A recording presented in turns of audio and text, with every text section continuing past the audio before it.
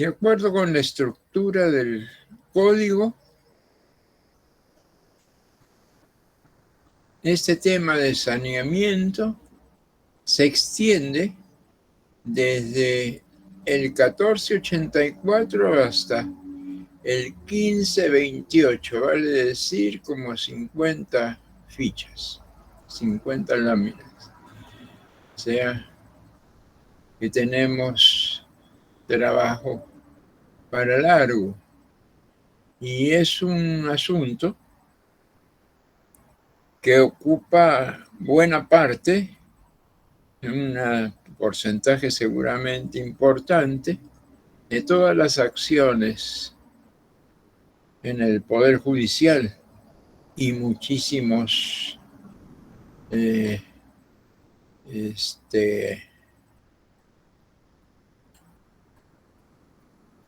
con muchísimos mucha plata, mucho dinero de por medio en esto del saneamiento y mucho querer aprovecharse de ello para muchos de ellos. Hay una parte general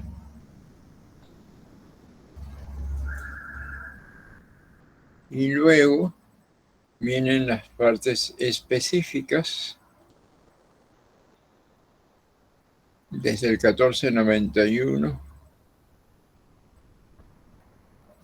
hasta el 500, hasta el 1528.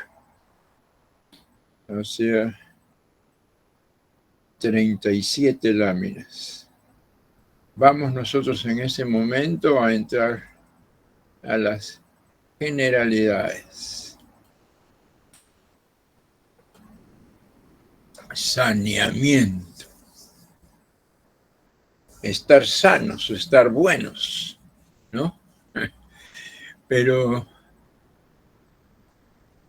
jurídicamente la RAE le da una connotación específica, diferente a la de estar sanos y buenos, ¿no?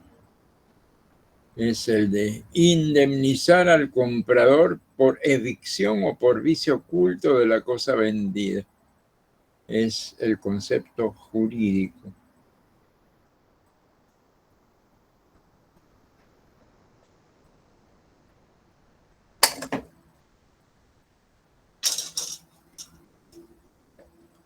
No me parece muy acertada la definición, ¿no? Porque el saneamiento no es exactamente la indemnización al comprador, sino, como veremos, el reclamo frente a un hecho que impide que se use lo adquirido contractualmente de acuerdo con la intención del adquirente. Fundamentalmente ese es yo compro un departamento para ocuparlo y cuando lo voy a recibir me encuentro que ya está ocupado. Entonces ahí hay un vicio que se me ocultó en el momento de firmar el contrato. En el ejemplo que pongo, el vicio oculto es evidentemente culposo, porque antes de pagar por la cosa, por el departamento, yo tendría que haberlo visitado y visto que está pues vacío y en buenas condiciones. O sea, en estos conceptos para que haya indemnización, no puede haber culpa del comprador, por cuanto él también tiene que tener la diligencia necesaria para saber que la cosa que está comprando está en condiciones de ser recibida por él. Otro concepto que la RAE también define. Dice, pérdida de un derecho por sentencia firme y en virtud de derecho anterior ajeno. Bueno, es una definición de la RAE, ¿no?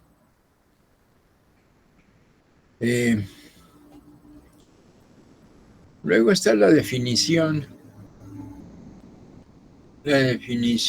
ya netamente jurídica de Castanto-Beñas para saneamiento. Es la obligación de asegurar, es la obligación del transfer, es decir, del que transfiere, asegurar al adquirente la posición pacífica y útil de la cosa y de indemnizarle de los daños y perjuicios en el caso que aquel compromiso, ¿no?, de entregarle la posición útil y pacífica de la cosa, ese compromiso no obtenga cumplimiento. Y eso ya es de Castanto-Beñas, como ustedes pueden apreciar, ¿no? Se trata, pues, de garantizar que el bien recibido en propiedad o posesión, el bien recibido en propiedad o posesión va a ser efectivamente usado y disfrutado por el adquiriente sin impedimento alguno. Es exactamente lo que se esperaba, sin la posibilidad de error o engaño, y no adolece de vicio oculto, ¿no? Fíjense que arriba la definición de evicción dice pérdida de un derecho por sentencia firme y en virtud de un derecho anterior ajeno. No adolece de ese vicio. Vuelvo a repetir, siempre y cuando yo haya actuado con la diligencia que se espera de un sujeto capaz, ¿no?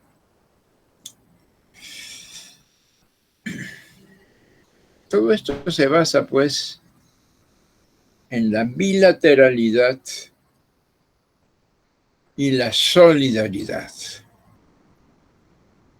Los contratos son obligatorios en cuanto se haya expresado en ellos. 1361. Hay dos partes. Una parte que ofrece y otra que acepta.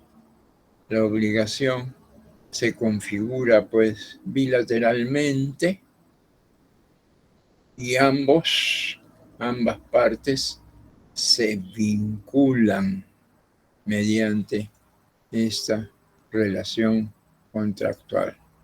Se presume que la declaración expresada en el contrato responde a la voluntad común de las partes. Yo agregaría común y recíproca de las partes. Pero el 1361 dice así, dentro del término del adjetivo o del calificativo común, puede entenderse, pues, que ambas partes tienen la misma voluntad en sus posiciones distintas, ¿no? Comprador, vendedor, ¿no? Entonces, y quien niegue esa coincidencia debe probarla. Nadie puede negar eso, porque está en la conciencia de cada una de las partes. Sin embargo, Cuando el contrato deja de ser simplemente una declaración entre dos partes y se hace público a través de la notaría, por ejemplo, puede aparecer una persona que diga que ese contrato no puede llevarse a efecto por cuanto existe tal o cual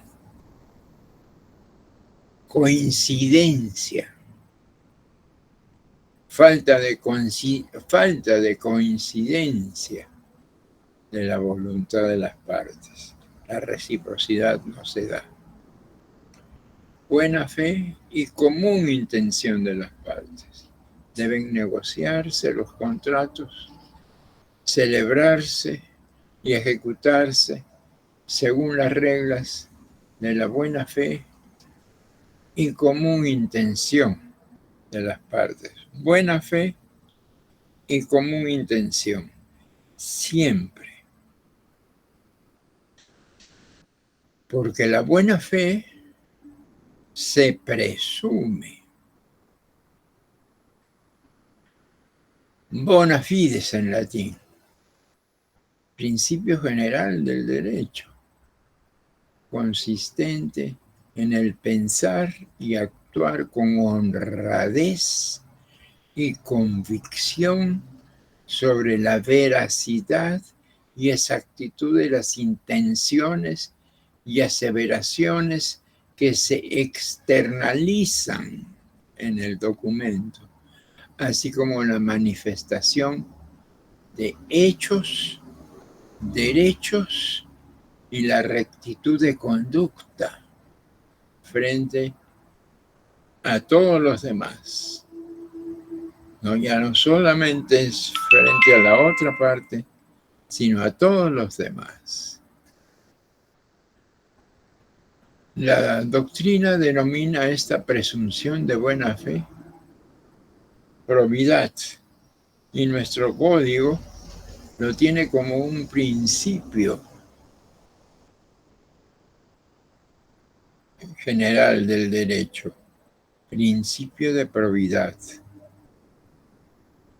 Aquí está la opinión de Couture, que lo definió en materia procesal: calidad jurídica de la conducta legalmente exigida de actuar en el proceso con probidad, con el sincero convencimiento de hallarse asistido de razón. En este sentido, el sentido busca impedir las actuaciones abusivas de las partes que tengan por finalidad dilatar un proceso. Yo agregaría esto que la probidad es casi un sinónimo de reciprocidad. Do ut des. Eso es lo que los dos queremos, ¿no? Do ut des, faccio ut facias, hago para que hagas, te doy para que des, tú tienes la obligación de dar. Una vez que yo te he dado recíprocamente el principio, ¿no? Pero busca impedir que las situaciones abusivas de las partes que tengan con finalidad dilatar un proceso en la materia procesal, ¿no? Uh-huh.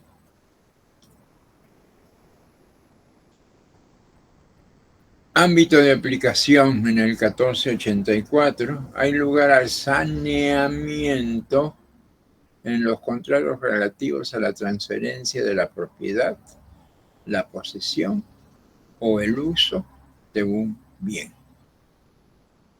¿no? Es decir, yo te transfiero a ti con todas sus características, el bien,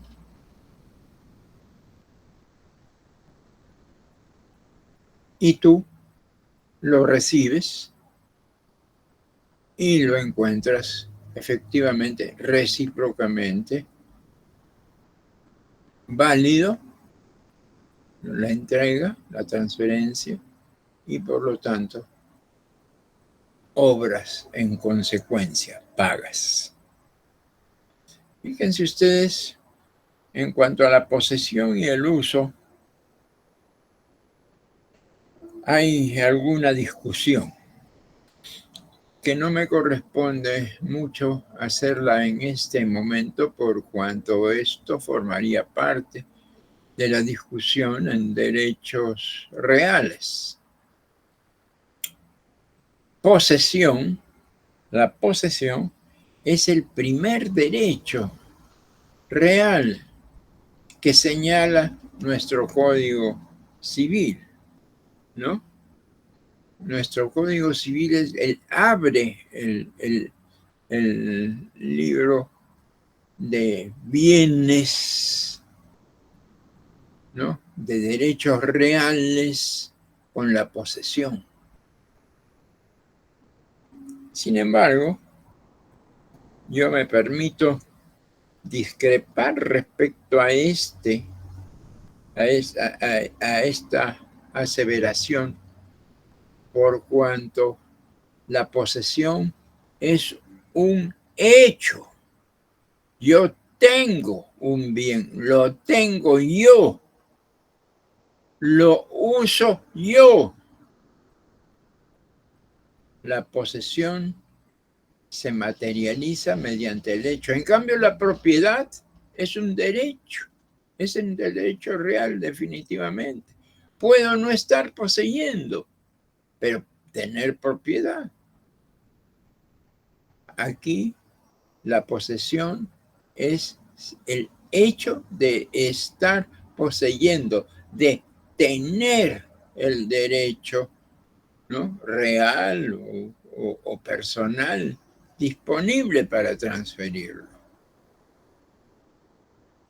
Y hago énfasis en este asunto por cuanto no tengo cifras en este momento, pero la mayor parte de la propiedad rural, específicamente en la sierra, la mayor parte de los campesinos son poseedores, no propietarios. Y transfieren la propiedad incluso oralmente. El vecino es llamado y dice, te quiero transferir la posesión de mi parcela porque yo me voy a Lima y no pienso regresar al campo. Y el otro acepta porque lo tiene ahí al costado, lo conoce desde que nació. No tiene duda de que ese poseedor tiene el derecho de transferir la posesión. Sin embargo, no es así, porque la posesión se adquiere, la propiedad se adquiere por una declaración hecha ante el Estado que la protege. Derecho constitucional, no solamente es derecho real, está amparado por la Constitución. Lo mismo podría decirse el uso, ¿no? El uso. Por ejemplo, si yo me voy a residir en el extranjero y le entrego las llaves de mi carro a mi hijo. Le digo, chao. No me paga ni un centavo, ni yo le reclamo nada porque no le estoy vendiendo, le estoy dando el carro en usufructo. Pero la tarjeta de propiedad del vehículo sigue estando a mi nombre. Entonces cuando lo pare el policía en la esquina, eventualmente, le va a pedir la tarjeta de propiedad y le va a preguntar, pero usted no es este señor. No, es mi padre.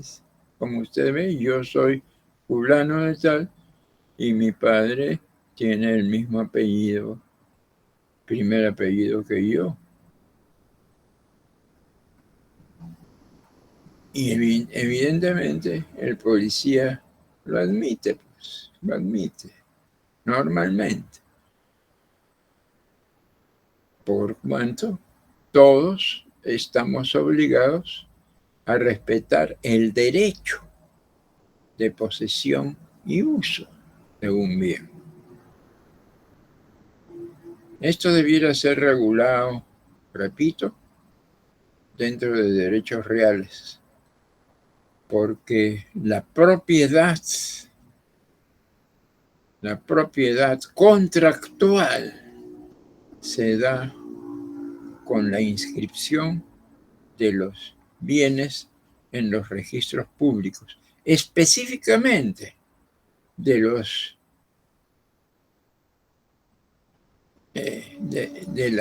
bienes inmuebles y en algunos casos de los bienes muebles, como es el caso del registro vehicular, que acredita sin la formalidad del derecho público, pero acredita la posesión legítima. Posesión legítima. Si yo tengo la tarjeta de propiedad, es porque yo tengo derecho de poseer ese vehículo. Discutible a mi manera de ver. No así a la manera de ver del maestro Arias Schreiber, que en paz descanse, por cuando él decía pues que la posesión era realmente la verdadera propiedad. ¿Yo qué hago con tener la tarjeta de propiedad de un Mercedes-Benz último modelo si no lo tengo para manejarlo? ¿No?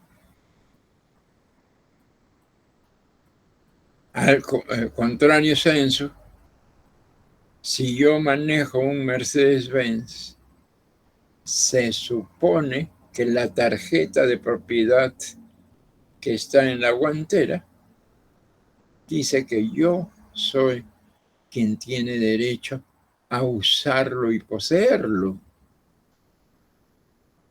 Sin embargo, cabe la posibilidad de que yo me lo haya robado. Si no hay una denuncia, no hay cómo discutir el asunto, ¿no? El 1485 define lo que es el saneamiento. En el 1484 dice, hay lugar en los en el 1484 hay lugar al saneamiento en los contratos relativos a la transferencia de propiedad, posesión y uso de bien. Muy bien, pero ¿qué es el saneamiento? En virtud del saneamiento, el transferente está obligado a responder frente al adquirente por la evicción, es decir, no tiene ningún vicio oculto por los vicios ocultos del bien o por sus hechos propios que no permitan destinar el bien transferido a la finalidad para la cual fue adquirido o que disminuyan su valor.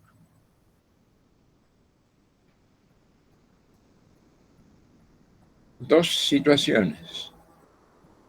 Es transferido con el fin de que se movilice en el auto.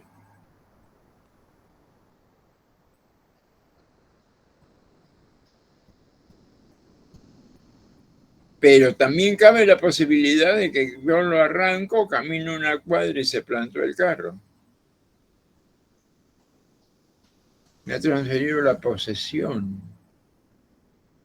una posesión viciada, por cuanto el vehículo no está en las condiciones de uso que yo espero obtener al comprarlo, ¿no? Eso se presume. Si no se indica expreso tácitamente la finalidad de la adquisición, se presume que la voluntad de las partes es dar al bien el destino normal de acuerdo con sus características, la oportunidad de la adquisición y las costumbres del lugar. Ahí está, la transferencia de posesión de la tierra agrícola del poseedor ancestral al nuevo poseedor, por cuanto el poseedor ancestral, de quien no se duda en ni un segundo, se está alejando de su explotación y de su uso, de su disfrute. No tiene propiedad, pero de acuerdo con nuestro código, es poseedor legítimo. Y lo prueba, y así lo hacen normalmente. Te pruebo esto, tanto porque tú eres mi vecino y tú sabes, has nacido aquí en las tierras contiguas y tú sabes que hemos crecido juntos. O sea, no dudo de que tú tienes la posesión de ese bien. Pero además, yo pongo como testigos al vecino tal y al vecino cual de los lados del terreno, colindantes con el terreno, y ellos van a decir que efectivamente yo soy el poseedor legítimo y por lo tanto tengo derecho a transferir la posesión y no la posesión. De acuerdo con el artículo anterior, yo puedo transferir la propiedad, entre comillas, transferencia de la propiedad, la posesión o el uso.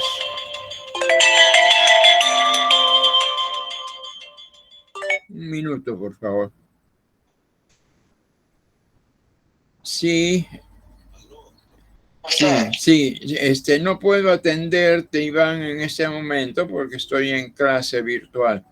Ya, doctor, le llamo más tardecito entonces. Yo te llamo. Okay. Ya, doctor, ok, Listo, gracias. okay, Chao, chao. Hasta luego.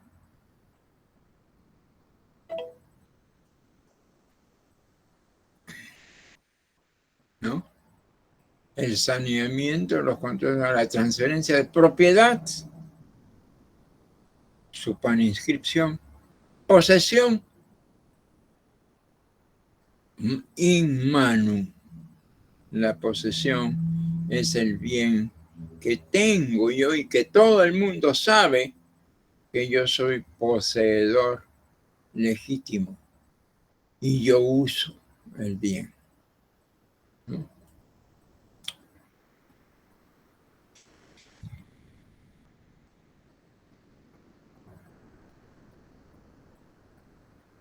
Si no se indica expreso tácitamente la finalidad de la adquisición, se presume que la voluntad es dar al bien el destino normal. Claro. de acuerdo con sus características, la oportunidad y las costumbres, ¿no? El derecho consuetudinario. Sí, bueno, ya dejo eso a criterio de ustedes, porque las costumbres no siempre me dan el derecho de transferir libremente, ¿no? O con todas las características de uso y disfrute que tiene la propiedad, por cuanto hay condiciones que la misma ley establece para ambos derechos, el derecho de posesión y el derecho de propiedad. Más, quiero insistir, yo creo que el derecho de posesión no existe. El derecho se trata de un hecho, del hecho de poseer lícitamente, ancestralmente, derecho de poseer, de acuerdo con las costumbres del lugar. Presunción del destino normal. Esa es una presunción que estábamos viendo. Nos indica, si no se indica expresa o tácitamente la finalidad de la adquisición, se presume que la voluntad de las partes es dar al bien el destino normal con sus características, la oportunidad de aceptación y las costumbres del hogar. Otra vez, las costumbres del lugar. Transmisibilidad del saneamiento. Y aquí viene pues la respuesta a la posibilidad de que no haya tal saneamiento. Tanto la obligación como el derecho del saneamiento se transmiten a los respectivos herederos. El adquirente puede adquirir el saneamiento tanto a su inmediato transferente como a los anteriores a este, a medida que estos hubieran estado obligados a ellos con respecto a sus inmediatos adquirentes. Muy casuístico el asunto, ¿no? Es decir, se murió mi padre, la propiedad está inscrita a nombre de mi padre, pero yo la quiero transferir y por lo tanto, al ser heredero, tengo legítimo derecho de hacer esa transferencia. Y en el mismo contrato de transferencia voy a declarar mi derecho de propiedad, de realizar ese acto de transferir solemnemente el bien. Los plazos de caducidad de las acciones de saneamiento contra los transferentes anteriores al inmediato se cuentan a partir de la celebración de los respectivos contratos. A partir de ese momento en que yo, heredero, transfiero la propiedad, a partir de entonces se cuenta la caducidad de las acciones de saneamiento, ¿no? Que vamos a ver seguidamente.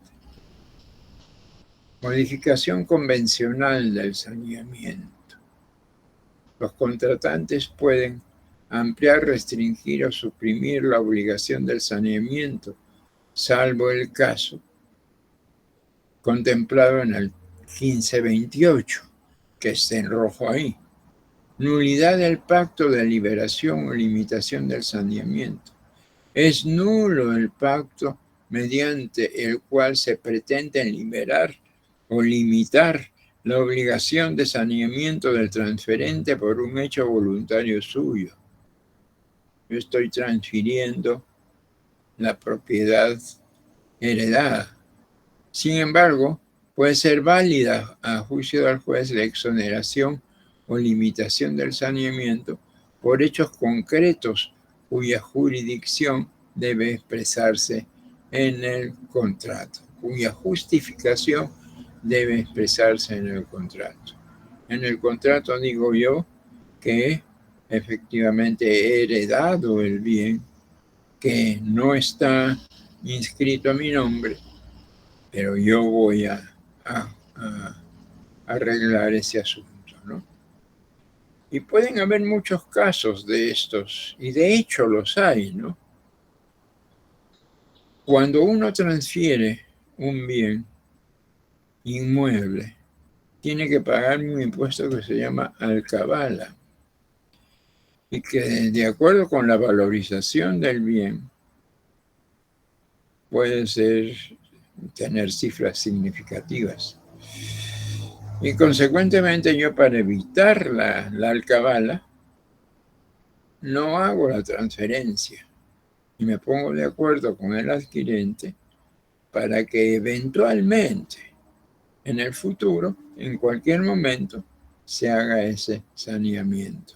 Es ahí donde viene la caducidad, ¿no? En las ventas forzosas hechas por las autoridades y entidades autorizadas por la ley, el saneamiento queda limitado a la restitución del precio que produzca la transferencia.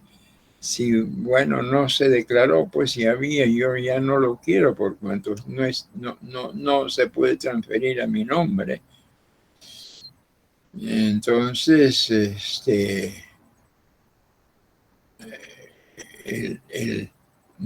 me devuelvan la plata, que me devuelvan la plata. El saneamiento tiene diversas modalidades. Uno es por evicción. No tiene ningún vicio. Por vicio oculto. No sabía que había un vicio. Y por el hecho propio del transferente. Oculta el impedimento. Oculta el vicio, ¿no?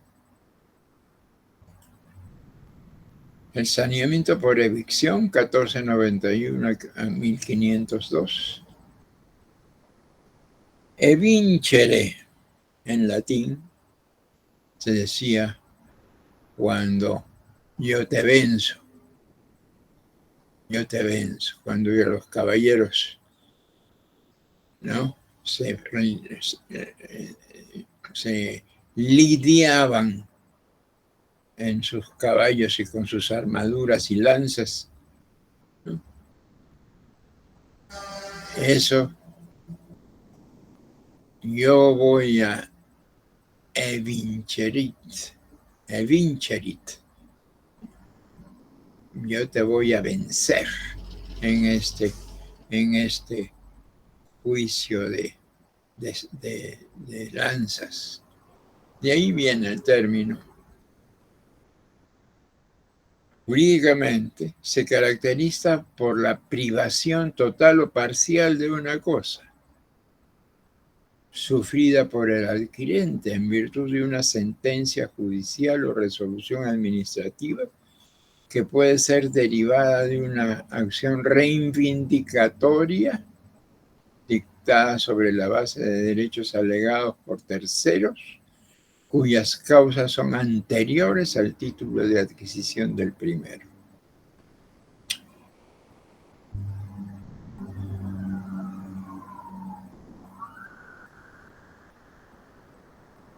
Yo vendí, pues, y no registré la venta.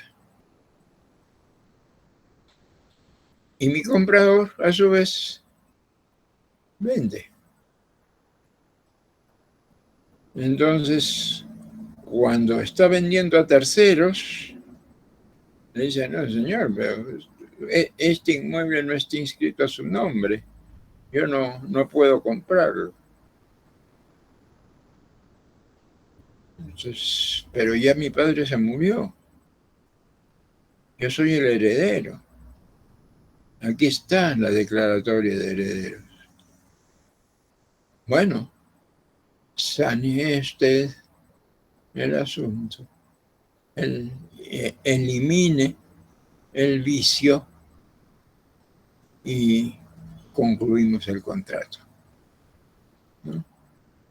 Porque usted formalmente no es el dueño de este bien inmueble, ¿no?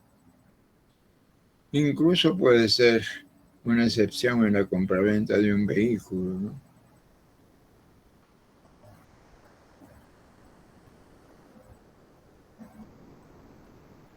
Porque usted formalmente no es el dueño.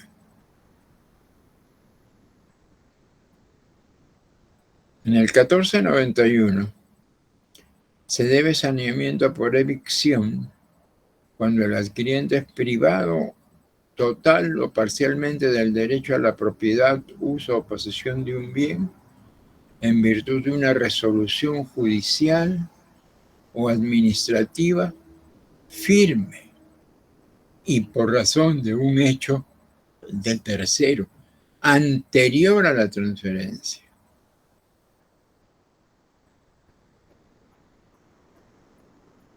Eso ya lo vimos.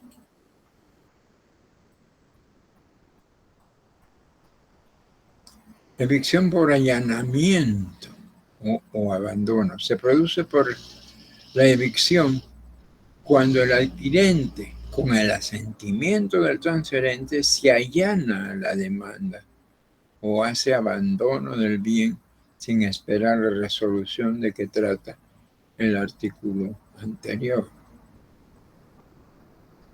Simplemente no paga y le dice al vendedor: adiós, no vamos a cerrar este contrato por cuanto tu derecho no está claro,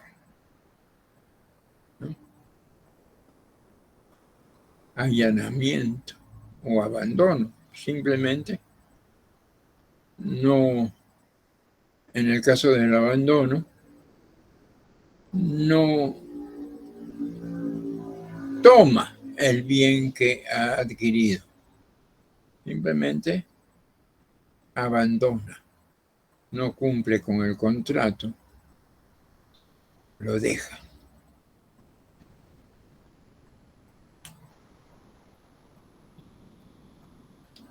Liberación o improcedencia del saneamiento.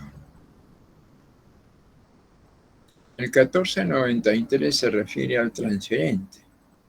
Si el adquirente, con el asentimiento del transferente, ha evitado la evicción mediante un pago, su transferente puede liberarse de todas las consecuencias del saneamiento con el reembolso de lo pagado, de los intereses, de todos los gastos en que haya incurrido el adquirente y de la indemnización a que se refiere el 1495, inciso séptimo. En el 1494 no hay lugar al saneamiento por evicción cuando el derecho del tercero llegue a ser exigible por dolo o culpa del inexcusable del adquirente. Ya he mencionado esa circunstancia. Yo sabía que este bien tenía ese vicio oculto y sin embargo lo adquirí. O sea, actué ignorando voluntariamente el vicio oculto. Es el caso, pues, del terreno agrícola que se vende. Bueno, las dos partes sabemos que no está inscrito registralmente, igual saben los testigos, etcétera, ¿no? Estamos actuando culposamente, por cuanto no lo está ocultando. El vendedor no está ocultando la circunstancia posesoria, pero evidentemente la culpa inexcusable del adquirente lo sanea, pues. Él adquiere a sabiendas de que eso adolece de ese vicio. ¿Qué derechos comprende el saneamiento? En el 1495 está establecido claramente. El adquiriente tiene, en virtud del saneamiento, el derecho de pedirle al transferente el valor del bien al momento de la evicción, teniendo en cuenta la finalidad para la que ha sido adquirido, más los intereses legales desde que se produce la evicción, los frutos devengados por el bien durante el tiempo que poseyó de buena fe, o su valor si fue obligado a devolverlos con el mismo bien. Las costas del juicio por evicción, en caso de haber sido obligado a pagarla. Los tributos y gastos del contrato que hayan sido de cargo del adquiriente. Todas las mejoras hechas de buena fe por el adquiriente, no abonadas por el Vicente. La indemnización de daños y perjuicios cuando el transferente incurrió en dolo o culpa al celebrar el contrato.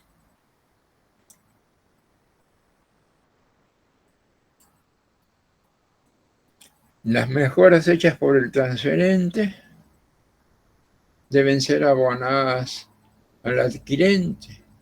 Habiendo sido hechas por el transferente, su valor será considerado a cuenta de lo que tenga que pagar a aquel.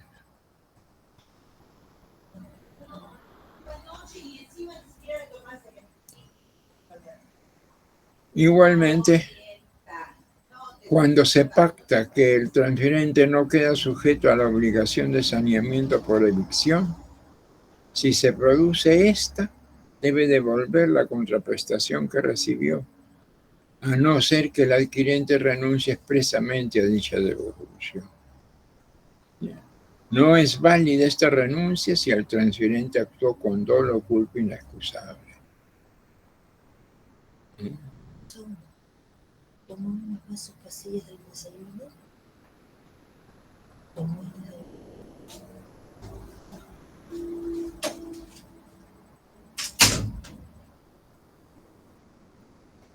Notificación de la demanda al transferente, intervención sustitutoria y coadyuvante en juicio. Promovido en juicio de evicción, queda el adquirente obligado a solicitar, dentro del plazo para contestar la demanda, que ésta se notifique al transferente que él designe. Si el transferente sale a juicio, ocupará el lugar del adquirente como demandado hasta la conclusión del juicio. Cuando el adquirente lo solicite, puede coadyuvar en la defensa. Son dos formas: intervención sustitutoria, intervención coadyuvante en el juicio, cuando el transferente sale, ¿no? Por ejemplo, otra vez el terreno agrícola en la sierra, ¿no? Se transfiere la propiedad, ¿no? El transferente y uno de los vecinos sale y dice: no, esto no es exacto porque la mitad de ese terreno es mío. Si el transferente sale a juicio, ocupará el lugar del adquirente. Entonces yo, vendedor, salgo y digo, no señor, yo siempre he actuado como poseedor de este terreno, como lo puedo demostrar. Cuando el adquiriente lo solicite, el adquiriente también puede intervenir para coadyuvar en la defensa, por su propio interés.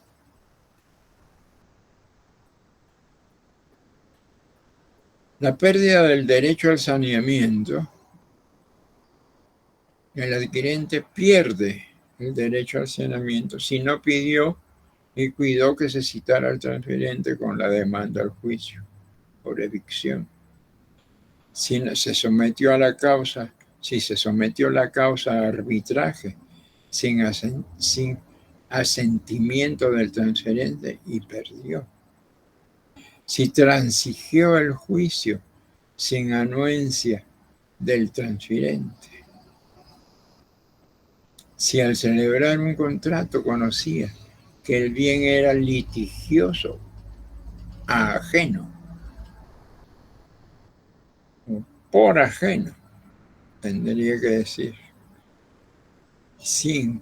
Por caducidad, siendo el plazo de esta 1 año a partir de la fecha en que se produjo la evicción. ¿No?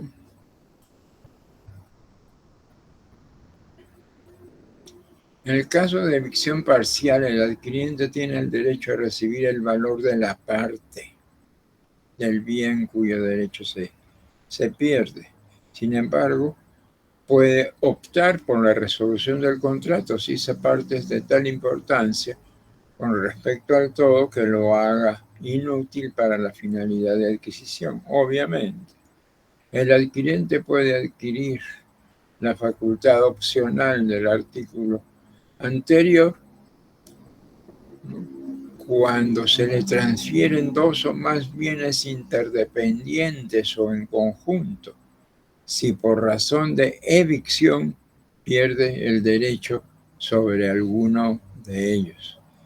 El derecho a que se refiere el párrafo anterior rige aun cuando se haya señalado un valor individual a cada uno de los bienes transferidos.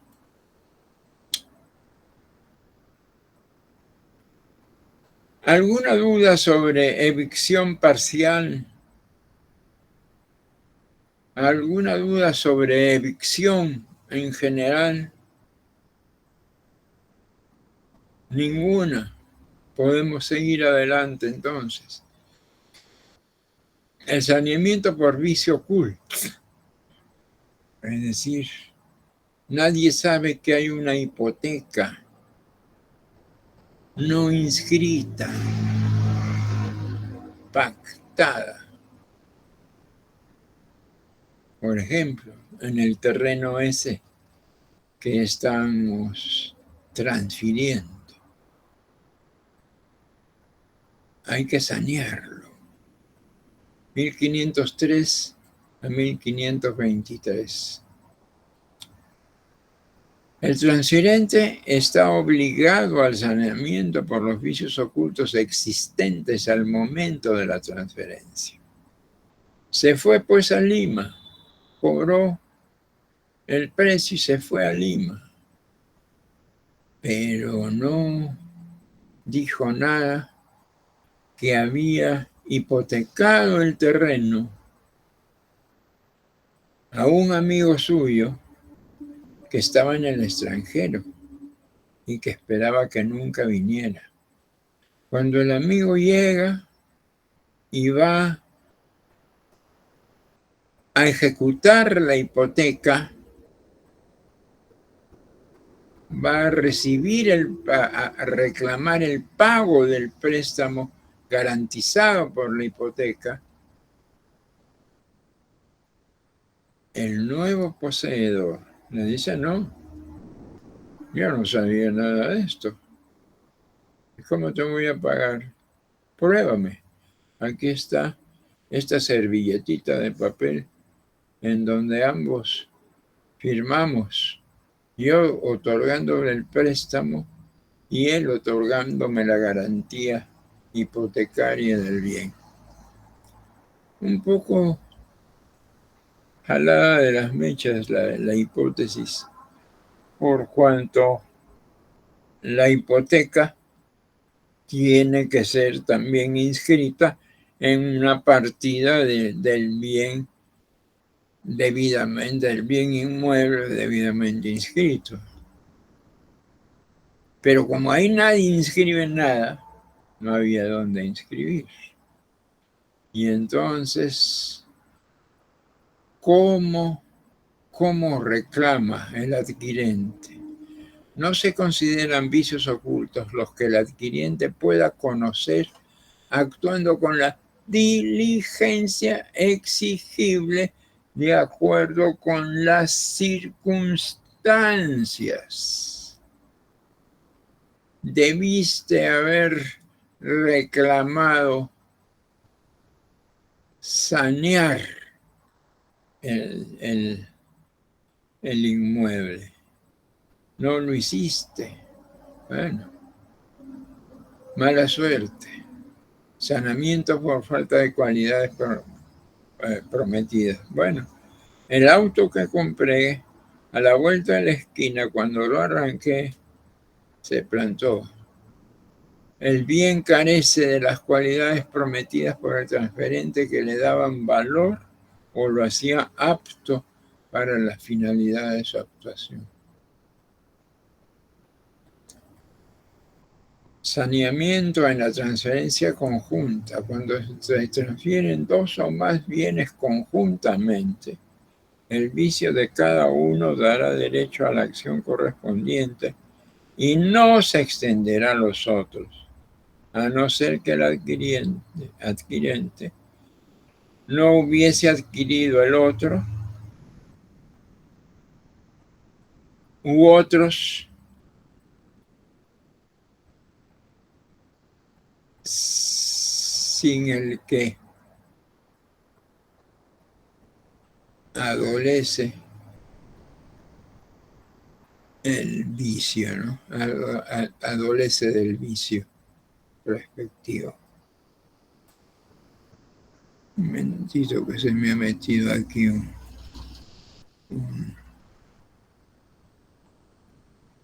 aviso.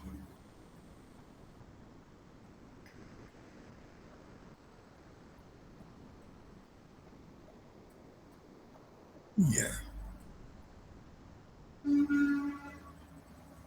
Hay lugar al saneamiento cuando existan cargas y limitaciones o gravámenes ocultos y de los que no se dio noticia al celebrarse el contrato.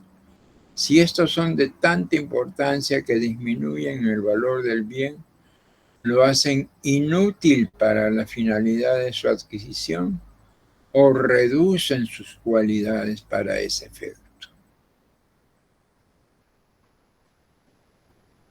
El saneamiento por inexistencia de servidumbres activas. También, claro, no dije nada de que sobre ese terreno,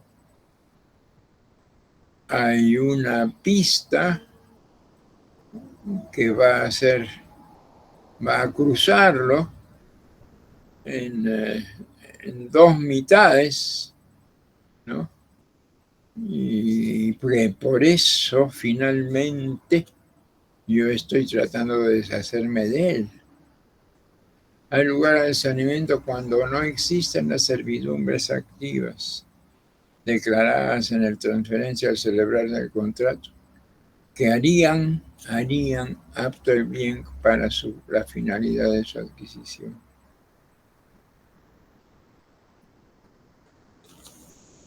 La acción redivitoria, es decir, la acción que tiene por objeto que me devuelvas el bien. Puede pedir en razón de saneamiento al que está obligado la resolución del contrato. Devuélveme mi plata y toma el bien. La resolución a que se refiere el 1511 impone al transferente la obligación de pagar al adquirente, 1, valor que tendría el bien al momento de la resolución, si es que no existiera el vicio que le afecta, teniendo en cuenta la finalidad de la adquisición, los intereses legales, los gastos o tributos, los frutos del bien que estuviesen pendientes al momento de la resolución, la indemnización por daños y perjuicios cuando el transferente haya incurrido en dolo o culpa respecto a la existencia de los vicios. Y la acción, esa es la acción redimitoria, pero también está la acción estimatoria.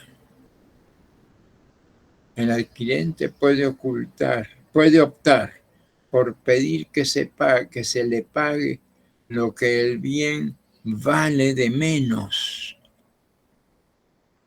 por la razón de un vicio en el momento de ejercerse la acción de pago, teniendo en cuenta la finalidad de su adquisición sin perjuicio del derecho que contempla el 1512, inciso quinto, la indemnización por daños y perjuicios.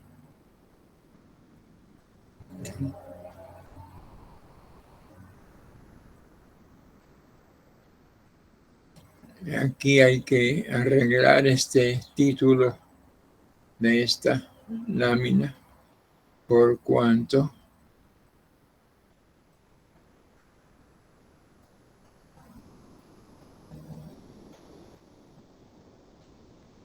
aquí el 1513 no está en la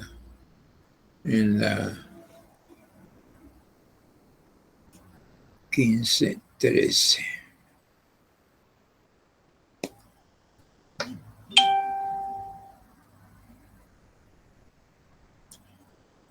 Caducidad de las acciones redimitorias y estimatoria, también 1514.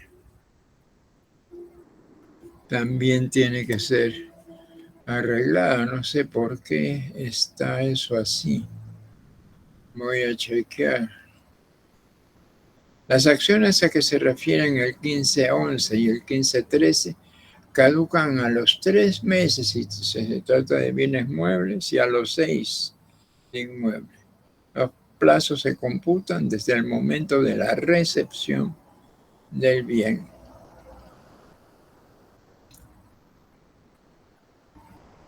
Vicios de poca importancia. El transferente puede ofrecer subsanarlos si esto es posible. Si la oferta es rechazada, puede intentar solo la acción estimatoria, perdiendo la redivicatoria. Si no puede pedir que se le devuelva el bien, sino simplemente que se resuelva, se subsane el vicio. La transferencia que sufre el perjuicio de la pérdida, si bien esta aparece totalmente por los vicios ocultos, el transferente sufre el perjuicio de la pérdida del bien si perece totalmente por los vicios ocultos. El carro se volteó y él perdió todo. El 1517, pérdida por culpa del adquirente. El transferente queda libre de responsabilidad si el vicio que causó la pérdida del bien tuvo este efecto exclusivamente por culpa del adquirente. aunque hubiera ya existido en el momento de la transferencia. El 1518, pérdida por caso fortuito o fuerza mayor. El transferencia queda libre de responsabilidad si el bien adolece de vicio. Se pierde por caso fortuito o fuerza mayor. Hubo una inundación y desapareció el terreno. Renuncia al saneamiento, puede renunciarse al saneamiento por vicios ocultos. Si el bien se pierde por razón de esos vicios, debe devolver la contraprestación, a no ser que el adquiriente renuncie expresamente a ella. La nulidad de la renuncia al saneamiento. La renuncia al saneamiento es nula cuando el transferente actúa por dolo o culpa inexistente respecto a la existencia de vicios del bien al momento de celebrarse el contrato o de pactarse la renuncia. Vicios ocultos en la transferencia de animales. Esto es delicado. El saneamiento por vicios ocultos se regula por las leyes especiales o en su defecto por los usos. A falta de esos últimos, se observarán las normas que anteceden. Improcedente al saneamiento, la transferencia de animales. No hay lugar al saneamiento por vicio oculto de transferencia de animales y ganado hecho en feria o en pública subasta, ni en la caballería de desecho o en circunstancias equivalentes.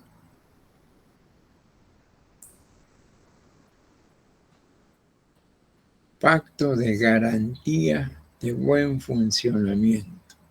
Si el transferencia garantiza el buen funcionamiento del bien adquirido durante cierto tiempo, el adquirente que alegue vicio oculto o defecto de funcionamiento puede comunicarlo al transferente en el plazo de 7 días a partir del descubrimiento,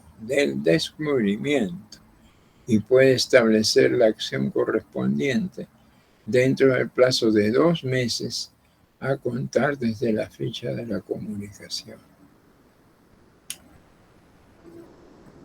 Finalmente, el saneamiento por hecho propio del transferente.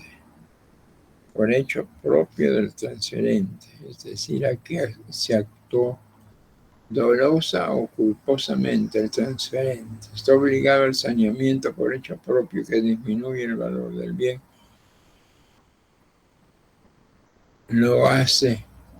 Si lo hace inútil por la finalidad de su adquisición o reduce sus cualidades para ese efecto, y aquí también lo hace inútil para la finalidad de su adquisición o reduce sus cualidades para ese efecto. En el 1525, en razón del saneamiento por hecho propio del transferente, el adquirente puede ejercer las acciones previstas en el 1511, ya vista, acción redimitoria, y el 1513, acción exhibitoria. Estas acciones son excluyentes. Plazos de caducidad. Los plazos de caducidad del 1525 son los indicados en el 1514, que ya vimos. El 1527, excepción de saneamiento. Si el transferente entabla una acción judicial destinada a enervar cualquiera de los derechos sobre el bien que correspondan al adquirente en virtud del contrato, éste tiene la facultad de deducir la excepción de saneamiento, cuyo objeto es poner definitivamente fin al juicio.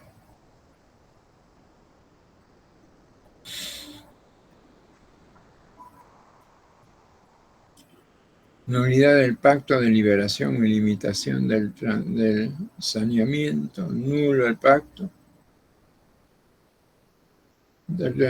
por un hecho voluntario suyo, la obligación del transferente por un hecho voluntario suyo. Sin embargo, puede ser válida a juicio del juez la exoneración o limitación de saneamiento por hechos concretos cuya justificación debe expresarse en el contrato. Y con eso hemos terminado con la última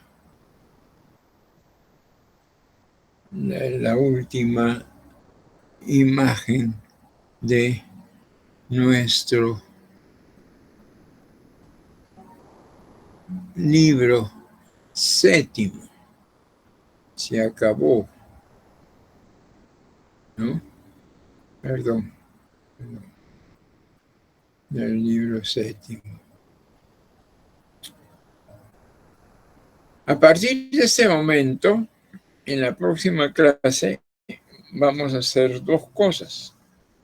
Atención, atención.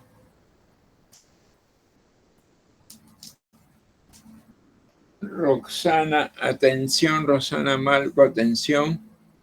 O Antonio, si es que la sigues reemplazando.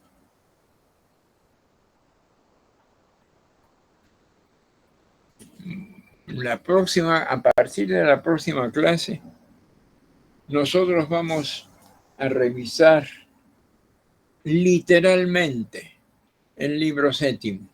Vamos a ir confrontando que todo lo que hemos hecho, de acuerdo con nuestras fichas que hemos revisado, ha sido tratado. Y si falta alguno de los artículos no ha sido debidamente desarrollado en las fichas correspondientes, pues subsanamos esa falencia.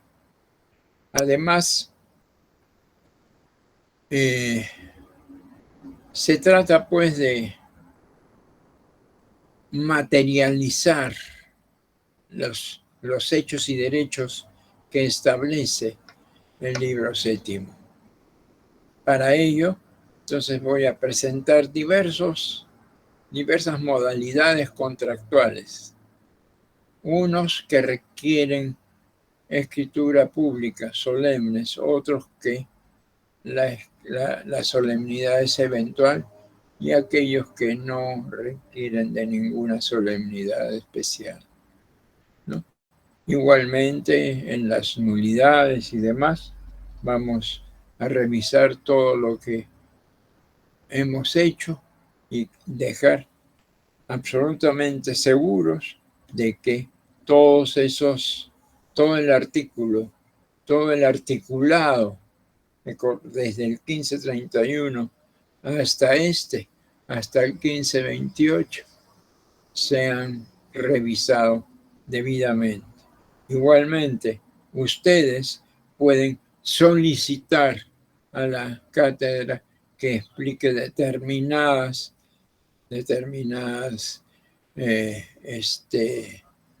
normas del libro séptimo, ¿no? Adicionalmente, vamos a mostrar a ustedes, y se los vamos a entregar, los diversos modelos de contratos. El contrato por escritura pública, el contrato privado, sin requerimiento de escritura pública, que sin embargo no enerva el hecho de que se haga por escritura pública. El contrato verbal, fundamentalmente aplicable a los bienes muebles, bienes de consumo, ¿no? En fin, vamos a darle una última revisada a todo eso. Y con ello quedaremos listos para nuestro examen parcial,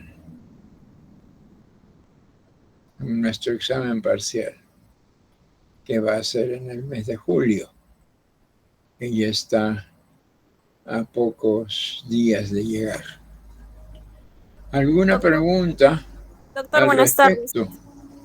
Sí, quería preguntarle cuándo va a ser la fecha del parcial. Si no hay ninguna pregunta, y siendo las 12:20,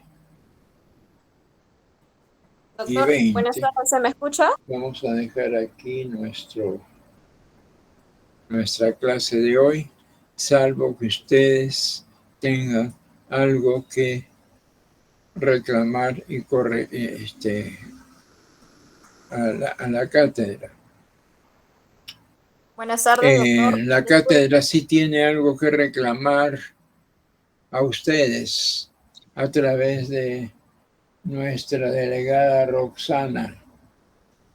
No tengo los grupos hasta este momento, los grupos de la tarea académica a la cual nos vamos a dedicar a partir del mes de agosto, ¿no? De tal manera que todos tienen que haber formado sus grupos de trabajo, mínimo 5, máximo 10 intervinientes, ¿no? Les ruego, si no está Roxana, que se lo hagan. Doctor, ¿nos puede escuchar? Antonio, si me estás Doctor, buenos días. También reclámale a Roxana los grupos de trabajo para tarea académica. Muy bien. ¿Algo que aclarar? ¿Algo que sea necesario aclarar o tratar? Si no lo hay,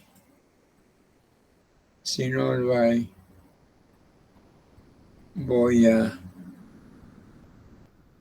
dejar de compartir. Voy